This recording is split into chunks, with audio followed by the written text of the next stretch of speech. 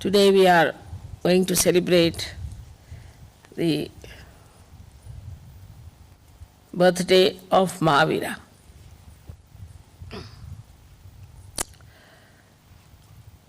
Mahavira is the incarnation of Bhairavnath, or you call him at Saint Michael.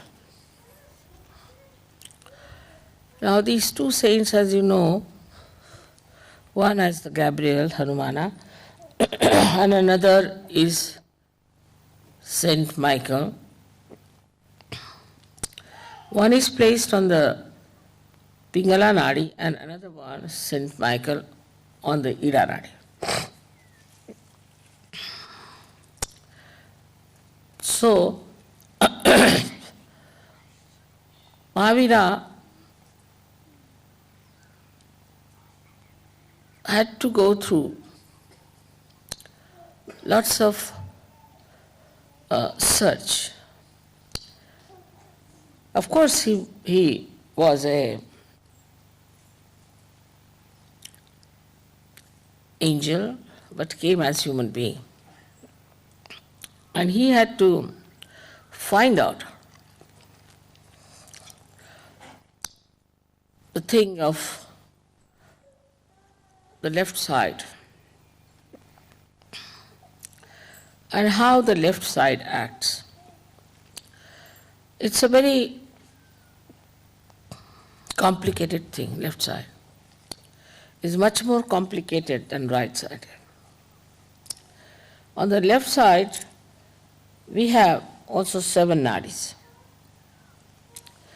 And these 7 nadis are placed one after another. They are described in books and given different names to them. Now these 7 nadis that are on the left side, as you know, they cater to our past. Say, for example, every moment becomes a past. Every present becomes a past. Then we have past of this lifetime. And also we have past of our previous lives. Then all the past is built in within us since our creation. So all these psychosomatic diseases, as you know, are only triggered by the entities that appear from the left side. For a person, supposing he is suffering, say, from liver trouble, and suddenly he is attacked from the left side, especially Muladhara, or any left side, left navi. Because Muladhara is the only one that is connected with the left side, Ida Nadi, and the right side, Pingala Nadi, is connected to Sadhisthana. So the problems of Muladhara are really beyond the reach of human beings. And when it is attacked, any one of these chakras on the left-hand side, then psychosomatic diseases occur into human beings. As I have told you many times, now this is the center, this is another center, left and right. They are on top of each other. Using the right side too much goes up to a point and suddenly something happens on the left, triggers. So all diseases, say even diabetes, is due to the psychosomatic effect. A person who is very hard-working, thinks too much, very right-sided, suddenly something happens, maybe also he might inherit that diabetes because of the past, and it triggers, and you get this psychosomatic problem. Now this psychosomatic problem is only cured if you know what's the problem of the left side is. So Mahavira went quite deep onto the left side. Why I said it's difficult, the left side, is because when you start moving on the left side, the movement becomes linear, of course, but it moves downward. While the movement on the right side moves upward. So the movement goes down like that, and then it coils up, forms coils, and you go on moving with it, so you are lost in the coil. But the other one moves upward and the coils are not so many, and because it is upward, it's easy to get out of. So those people who go to the left, by any chance, by thinking too much about their past, crying about themselves and always complaining, are more difficult than the people on the right side. But the right side people are troublesome to others, while the left side people are troublesome to themselves. That's how this left side was to be found out properly, was done by Mahavira. Of course, he knew also, I think, all about it. So he has mentioned practically in details lots of things that can happen to a person who goes to the left side. He gave the idea of hell. He also described 7 types of hell. I mean, it's so horrible that I don't want to tell you what is hell is. It's horrifyingly cruel, horrifyingly joyless, and horrifyingly so repulsive that you hate yourself when you understand you have committed this mistake, you have committed this path, this sin, and then what is the result? What you get, the punishment part. Mahavira worked it out, everything. He has given in all details what sort of punishment is due to a human being who tries to be left-sided. Also he has given about the person who is right-sided, but not to that extent, because he had to deal with the combination, but mostly with the left side. Now, I have told many people before, and here also I perhaps maybe, that there is a soul that is made out of the causal bodies of all the 5 elements. The causal, say for example, of the earth is fragrance. So this soul, which is made of the 5 causal bodies and your centers, plus we can say also it has got the control over the parasympathetic. It sits on the spinal cord from outside and activates the parasympathetic nervous system. So it has a connection with every center. Now this is the soul when we die, with the Kundalini and our spirit goes into the sky. And it is the soul that guides now the movement of our being, whatever is left now, into a new being, and that's how it works out. So everything that we have done so far is recorded in that soul. When you were asking me whether we see some sort of round things, you see, lying together, what is that? I told you this is a dead soul. And now they have found out what I have told them. Because, see, when a person dies, his soul shows you, like even now you can see, round things. There could be many, there could be one, a string. And they saw it under microscope when I told them that the soul within us is reflected on the cell, which is the reflector of every cell. So the part of the cell which is the reflector, which is placed on one side of the cell, also has this soul reflected, and the main soul, which is on the back, controls that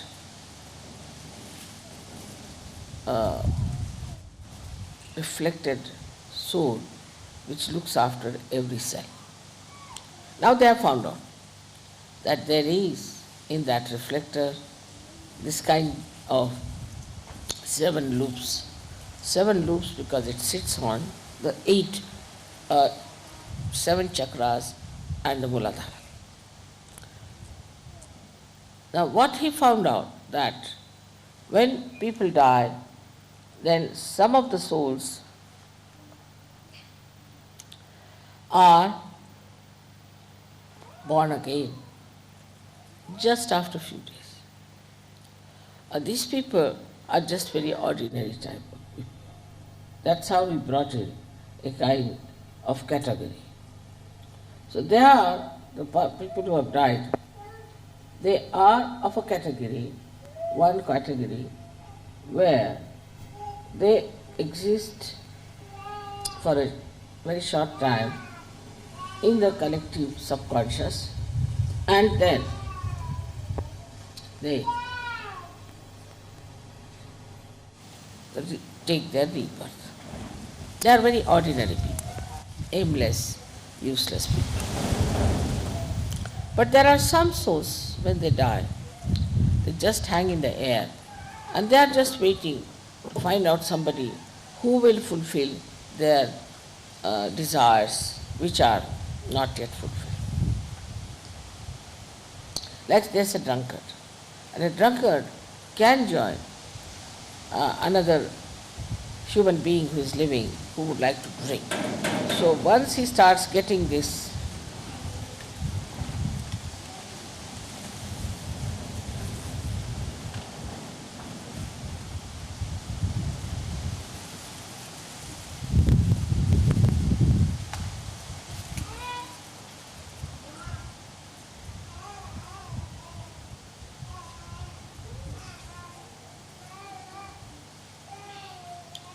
So once it starts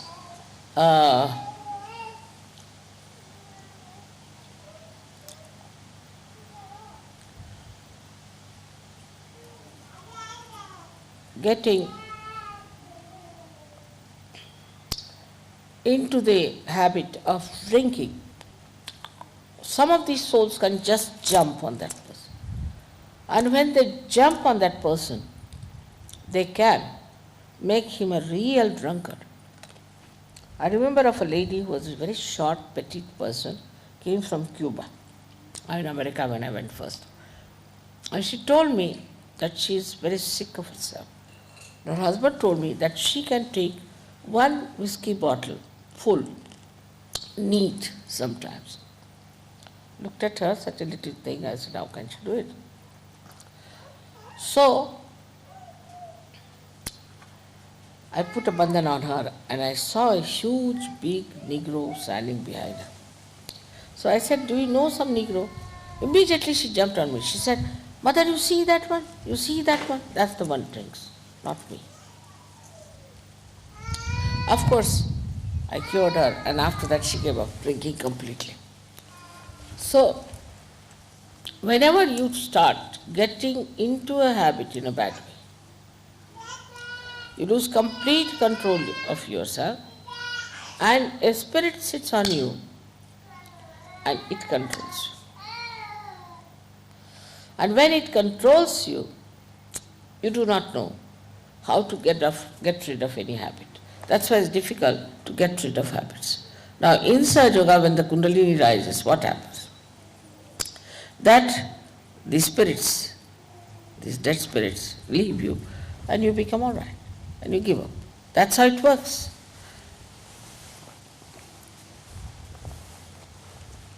I would say that all this Mahavira did not tell, nor did he find out all these things, because he was not a scientist, I think, or I don't know why.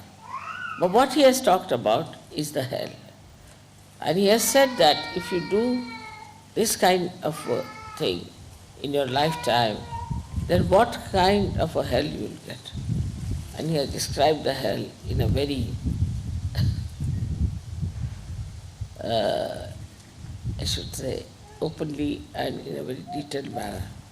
And it's really horrible to know that a human being who thinks no end of himself ultimately will get to that kind of a hell, and some are permanently doomed to be there. But as incarnations take birth, also these devils, some of them who are completely doomed to live in hell, also take their birth.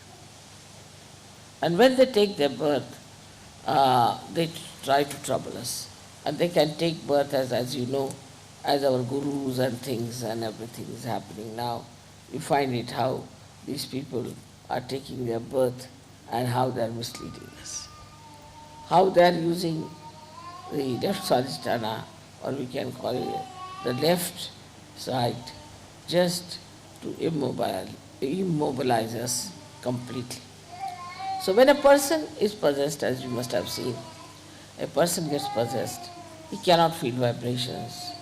There are all kinds of symptoms about such a person. But in Sahaja Yoga, what do? Is to take the name of Mahavira. Because Mahavira runs all the way on the Idanadi and comes and stays here unto the, we can say, the point which is for our superior. And it sees, controls, works out, cleanses, and does all that is required to put a person right after surgery. So we have to be really very thankful to him for doing this kind of work which is very filthy and dirty, because these people don't mind even sitting in the bathroom, like that we can say, or sitting with everything and meditating. They can do anything. They are very dirty people, absolutely dirty. When they become tantrikas, they try all kinds of dirty things, and with that they actually create a problem between themselves and the god. Say they will go to a temple of a goddess and start misbehaving with a woman there. So the goddess will disappear. And once the goddess disappears in that area, they call all these booths from the left side. So now we have all these souls which are lying, hanging in the air, trying to come back to a conscious thing and to possess someone. Plus we have these masters of the left side who know how to catch hold of these people and put them on somebody, or to remove from them someone and to put somebody else. So it's a continuous process, and this makes a person absolutely mad and good for nothing. Now when we know all this, still we get caught up on the left side. So we do get caught up. That's why I think this Mahavir Jayanti is a very, very great thing for us to observe. Now why was he called Mahavira? Because only a person like him, Veera means a person who is brave, who is chivalrous. Because only he could do this. So only he could enter into the being fully and could kill, or we can say destroy, those horrible rakshasas, devils, all these negative things that come to us. Now, as you know, we use left side very much for so many negativity that is torturing us. But if there is no help, save from Mahavira, we cannot do it. We call the name of Mahavira, we could call him Saint Michael, we can call him by any name, but Mahavira because he was a human being. All this works out because of him. And he is such a great identity. He himself took a birth as a human being, difficult for saints to take birth as human beings. Moreover, you see whole concept of hell and all that is described in any scripture is a fact. It exists. And if you try to go in there, you see, when I try to go there and to find out, I just go off to sleep sort of thing. In my sleep I find out all the things that are happening about person, how much he's got up, what he's done. It's not an easy thing to do with the conscious mind. You have to take to the subconscious and you have to go into sushupti, in a deeper sleep, to see what's happening in the left side. It's a very funny situation, I think. And for Sahaja yogis also to enter in it, I would not advise. But one should get rid of the problems of the left side with the help of Mahavira. When this chakra is caught up, what you find is a big lump of bone coming out on the right side. So you have to take the name of Mahavira just to remove that pressure from the left side. Now many people do not even know why they suffer. Why should they suffer when they have done nothing wrong?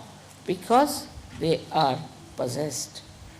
Now even the viruses and all these things like psychosomatic troubles like cancer, all I would say, the incurable diseases are there because we are triggered into the left side. That's why we are suffering from these diseases which are not curable. So we have to thank really very much Mahavira, who has given us this power to remove our left-sided problems, who has given us this light in our hand, which he himself vibrates, and he himself tries to throw some light on the obscure things about me also. Because of him only, we can get cured of so many physical and mental troubles. You know that the left side can be easily cured if you use 3 candle treatment. That shows Mahavira is only fond of light. He doesn't like darkness. And his idea is, I think that way, is to now fully go all the way to clear the left side as far as possible, to help Sahaja Yoga to be established in countries where I find still a lot of this negativity is there. Lot of it. So he is working it out everywhere. And the psychosomatic diseases and all these diseases also we can work it out with candle light and all that. With 3 candles we can do this trick. So we have to be very thankful to him that he has achieved this kind of entry into the left side and has found out for us what sort of problems exist on the left side. It's such a nice thing that we have got today the chance to celebrate his birthday here in a place which is really very much loved by him. Now you may say that Mahavira is sometimes seen as a person who is naked. So it happened that he had gone in a jungle to meditate and to find out about the left side. And when he got up, you see, he got caught up in one of the bushes. And he had to torn off half part of that. When that half part was torn off, then he came out of those bushes and he was all right. But at the same time, Sri Krishna appeared there on the scene as a little boy from a village.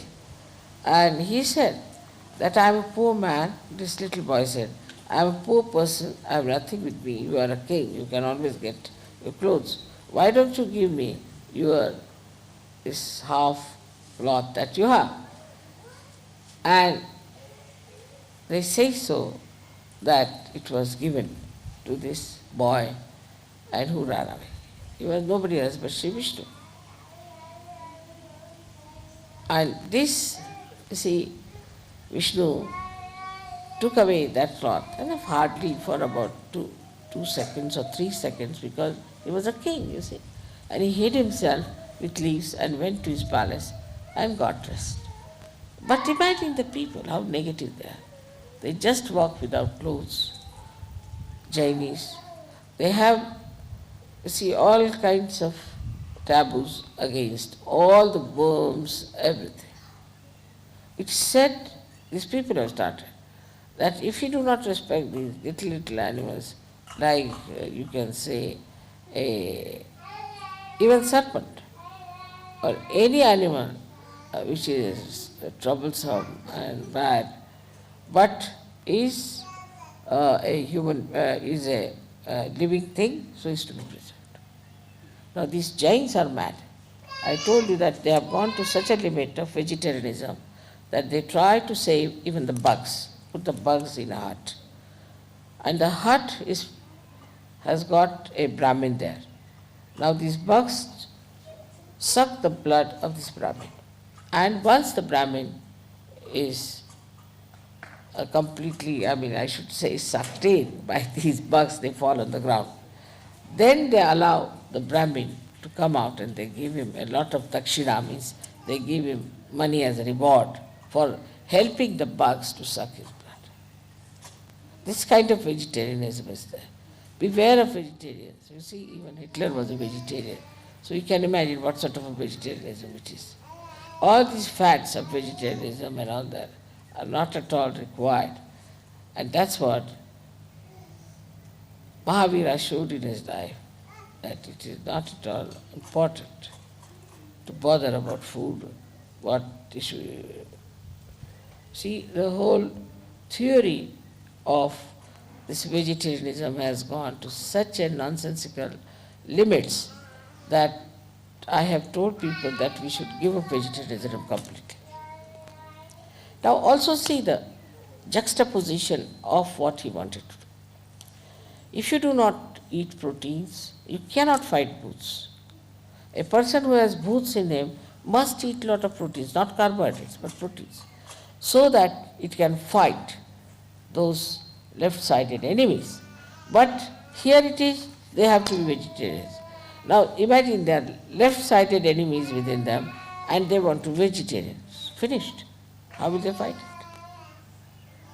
So all this is all, we should say, is pre-planned by the person who tries to sort of, we can say like this, that you see a person who tries to remove or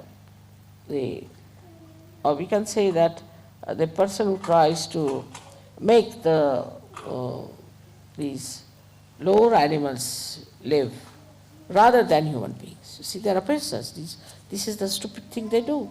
Must know that I cannot give realization to these worms and to these fishes or even to chickens. We require human beings. So all this has happened because of human beings going in juxtaposition of whatever is said. Like Christ has said, thou shalt not have adulterous eyes. And I have yet to come across a Christian who is not a Sahaja without adulterous eyes, whether it's a woman or a man. So we go just the opposite of what we have been taught.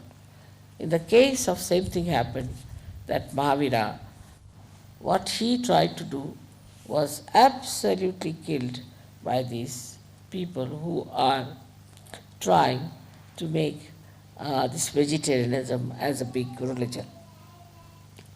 Also another thing was that this vegetarianism came into Jainism through one fellow called Neminath, who was a Tirthankar at the time of Sri Krishna.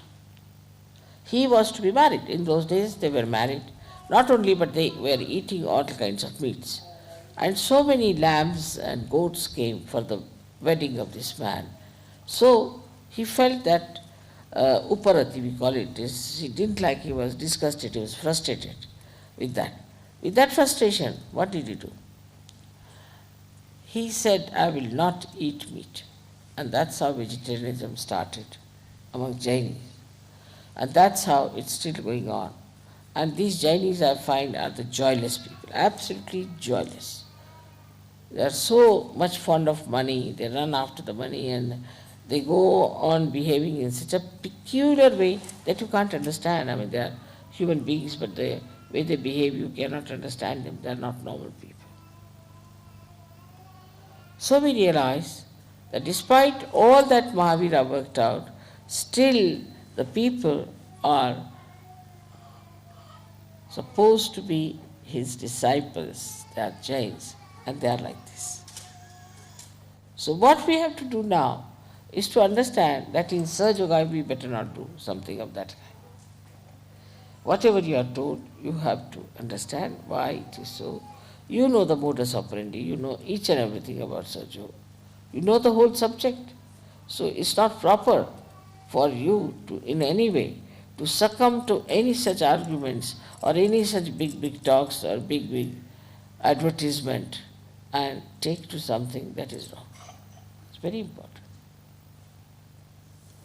We are Sahaja Yogis. We understand the balance. Of course, I always say that Westerners, for example, maybe Australians also, should take more to carbohydrates because they eat a lot of meat. So they can take to carbohydrates. But that doesn't mean vegetarianism by any chance. I mean to compensate. And in India, I always say they must take to more meats. It's good to do them good. But by no means I say that you just eat meat and nothing else. But a balance has to be found out.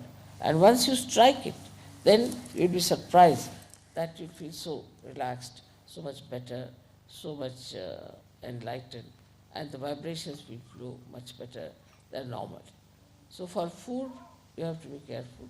Same about with clothes, that you shouldn't go mad after a suit all the time, whether it's hot or cold or indifferent. What you have to do is to wear something that will suit you. Now, for example, in a climate like this, you may require a suit or something to cover yourself. But supposing you are in Ganpatipure, some place like that, where it's not so cold, not so hot, maybe it's dry. So what sort of a dress you should wear which is comfortable, that should be found out. And whatever you find out, that this is such a comfortable dress for us, you better do it. Because what I have seen, many, you see, it's a thing that whenever I tell you something, don't take it to the extremes and don't take a little bit of it. But when I tell you this thing, you must understand that whatever is good for you, whatever is your temperament, whatever is aptitude, you have to take something that will nourish that will improve you and give you a balance. So to balance yourself, if you think of Mahavira, you must think also of Shri Hanuman. Both these things are important. It's not easy to tell all about Mahavira in this short lecture, but I think I have quite connected him now with Sahaja, and you must have seen to it that how important he is and what an important role he plays. So may God bless you. This thinking about Mahavira, it's impossible to keep it to the conscious mind. It's just going into the left all the time. Because I just in the car thought I better think about Mahavira. And since then it's all going towards the left. It's so difficult. But it will work out.